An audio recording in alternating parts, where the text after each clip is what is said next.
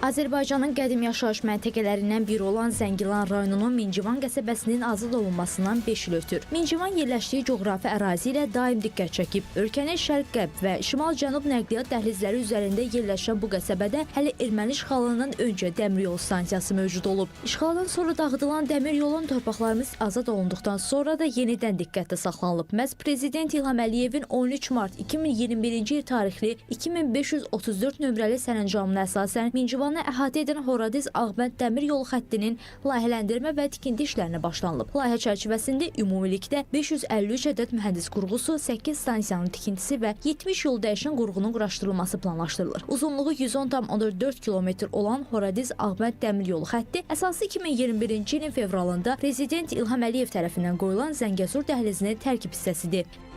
Horadiz-Ağbənd dəmir yolu xəttinin layihələndirmə və tikinti işlərinə Prezident İlham Əliyevin 13 mart 2021-ci il tarixli sərəncamına əsasən başlanılıb. Xəttin ümumi uzunluğu 110,4 km, yan yollarla birlikdə 140,6 km-dir. Dəmir yolu xəttinin layihələndirməsi işlərinin 84, tikinti quraşdırma işlərinin isə 67% yerinə yetirilib. Hazırda xəttin 75-106 km aralığında torpaq işləri və mühəndis qurğularının tikintisi davam etdirilir. Ümumilikdə tikinti quraşdırma işləri 3 mərhələdə həyata keçirilir.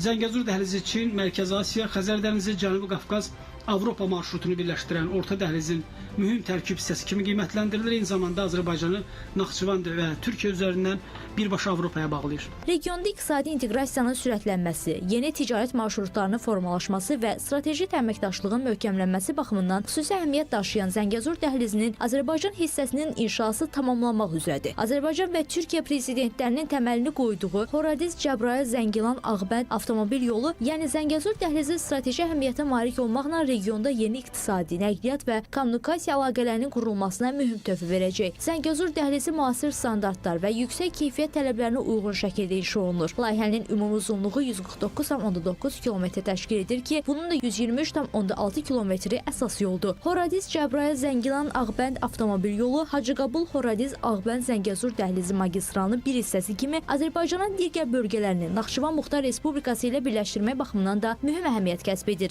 Yolun tam istismara verilməsi ilə yaxın gələcəkdə region üçün yeni iqtisadi və geosiyasi imkanlar da açacaq.